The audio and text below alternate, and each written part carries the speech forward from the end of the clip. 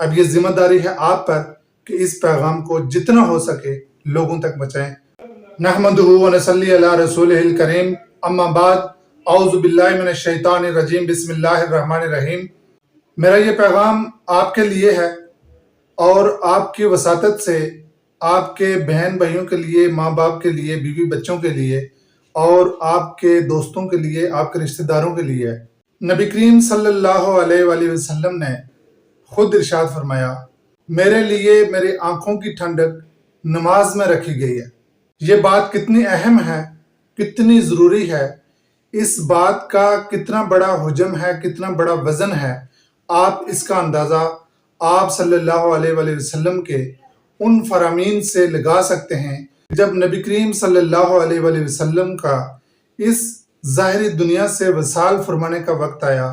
جب وقت آخر آیا تو آپ صلی اللہ علیہ وآلہ وسلم کے جو الفاظ تھے وہ تھے الصلاۃ الصلاۃ الصلاۃ، لوگوں نماز نہ چھوڑنا، لوگوں نماز نہ چھوڑنا، لوگوں نماز نہ چھوڑنا۔ آپ جانتے ہیں کہ نبی کریم صلی اللہ علیہ وآلہ وسلم پر پہلی وحی 40 سال کی عمر مبارک میں آئی۔ اس کے بعد آپ صلی اللہ علیہ وآلہ وسلم نے 23 سال تقریباً دن اور رات مشقت کی اللہ تعالیٰ کا پیغام لوگوں تک پہنچانے کی، اور قرآن مجید جس کے 30 سپارے ہیں، 540 رکوع ہیں اور 114 صورتیں ہیں، نماز کا ذکر قرآن مجید میں بار بار آ چکا ہے، لیکن صرف نماز کا ذکر قرآن مجید میں نہیں ہے، بہت ساری چیزیں ہیں، بہت سارے احکامات ہیں، روزہ ہے، حج ہے، زکوٰۃ ہے، باقی زندگی کے مسائل سارے کے سارے قرآن مجید میں موجود ہیں۔ مگر یہاں یہ سوچئے کہ آخر آپ صلی اللہ علیہ وآلہ وسلم نے اس دنیا سے جاتے وقت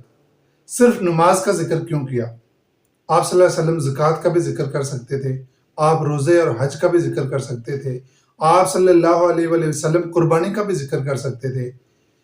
آپ صلی اللہ علیہ وآلہ وسلم زندگی کے جملہ مسائل میں سے کسی مسئلے کے اوپر بات کر سکتے تھے، لیکن نہیں، آپ نے امت کے لیے اگر نصیحت کو چنا تو صرف اور صرف نماز کو چنا۔ الصلاۃ، لوگوں نماز نہ چھوڑنا، لوگوں نماز نہ چھوڑنا، لوگوں نماز نہ چھوڑنا۔ نبی کریم صلی اللہ علیہ وآلہ وسلم کے زمانے میں جن لوگوں کے سامنے یہ گفتگو ہو رہی تھی، جو لوگ سن رہے تھے، ان میں تو کوئی بھی بندہ بے نمازی نہیں تھا، بلکہ آپ صلی اللہ علیہ وآلہ وسلم نے قرآن پاک کی سینکڑوں آیات صحابہ کرام کو بتائی تھی نماز کے متعلق، اور اس موضوع پر سینکڑوں فرامین رسول صلی اللہ علیہ وآلہ وسلم موجود تھے۔ پھر آپ صلی اللہ علیہ وسلم کے وقت آخر میں اس نصیحت کو کرنا، اس میں ہمارے لیے کیا سبق ہے؟ نبی کریم صلی اللہ علیہ وآلہ وسلم کے صحابہ کرام کو قرآن مجید میں نازل ہونے والی نماز کے متعلق ساری آیات زبانی یاد تھیں، اور فرامین رسول صلی اللہ علیہ وآلہ وسلم زبانی یاد تھے۔ عمل اس حد تک پہنچ چکا تھا کہ صحابہ کرام فرماتے ہیں کہ جو بندہ مسجد میں آتا تھا ہم سمجھتے تھے مسلمان ہے، اور جو مسجد میں نماز پڑھنے نہیں آتا تھا ہمیں پتہ ہوتا تھا کہ یہ کافر ہے، اس نے ابھی اسلام قبول نہیں کیا۔ صحابہ کرام کے زمانے میں باہر جا کر کسی کو یہ کہنے کی ضرورت نہیں ہوتی تھی کہ جی آپ مسجد میں آتے ہوئے نظر نہیں آئے، بلکہ جو بندہ مسجد میں نہیں آتا تھا اس کے لیے انڈرسٹوڈ تھا کہ وہ بندہ ابھی مسلمان نہیں ہوا، ابھی وہ اسلام میں داخل نہیں ہوا۔ خود صحابہ کرام نماز کے اتنے پابند تھے، جیسے ہم جانتے ہیں کہ حضرت امام حسین رضی اللہ تعالیٰ عنہ نماز کی حالت میں شہید ہوئے، حضرت علی رضی اللہ تعالیٰ عنہ نماز کی حالت میں آپ پر وار کیا گیا، حضرت عمر رضی اللہ تعالیٰ عنہ آپ پر نماز کے دوران وار کیا گیا۔ یہ تو سارے لوگ نماز کے پابند تھے، پھر یہ پیغام کس لیے تھا؟ وہ نگاہ نبوت یہ دیکھ رہی تھی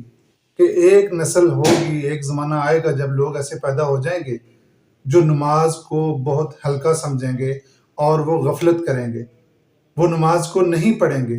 یہ پیغام ان لوگوں کے لیے تھا، یہ پیغام میرے لیے ہے، یہ پیغام آپ کے لیے ہے، اور ہمیں یہ معلوم ہو چکا کہ یہ پیغام نبی کریم صلی اللہ علیہ وآلہ وسلم آخری وقت میں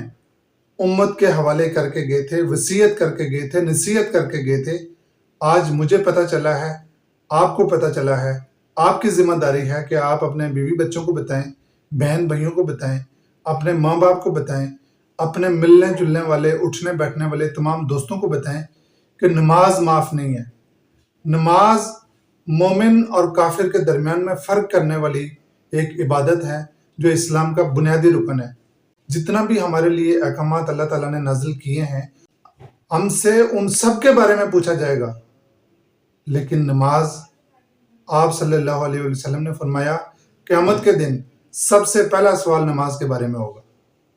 جہاں پر دنیا میں نبی کریم صلی اللہ علیہ وسلم کی زندگی مبارک کا آخری جو وصیت ہے وہ نماز ہے، اور کل قیامت کی صبح جو حساب کتاب کی ابتدا ہوگی وہ آپ صلی اللہ علیہ وسلم کے اسی آخری پیغام سے ہوگی۔ باقی چیزیں بھی پوچھی جائیں گی، ہر ایک چیز کا حساب دینا پڑے گا۔ فَمَن يَعْمَلْ مِثْقَالَ ذَرَّةٍ خَيْرًا يَرَهُ وَمَن يَعْمَلْ مِثْقَالَ ذَرَّةٍ شَرًّا يَرَهُ۔ ایک ایک ذرے کے برابر کی گئی نیکی بھی آپ کے سامنے رکھ دی جائے گی، اور ایک ایک ذرے کے برابر کی گئی برائی بھی آپ کے سامنے رکھ دی جائے گی، مگر پہلا سوال نماز کا ہوگا۔ اللہ تعالیٰ کہے گا کہ میرے محبوب صلی اللہ علیہ وسلم نے جو تمہیں سب سے آخری پیغام دیا تھا، سب سے پہلے یہ بتاؤ کہ اس پر تم نے کتنا عمل کیا۔ یہ میرے پاس نبی کریم صلی اللہ علیہ وسلم کی حدیث تھی، میں نے مفہوم آپ کے سامنے رکھ دیا، پیغام آپ تک پہنچا دیا۔ اب یہ ذمہ داری ہے آپ پر کہ اس پیغام کو جتنا ہو سکے لوگوں تک پہنچائیں۔ وما علینا الا البلاغ المبین۔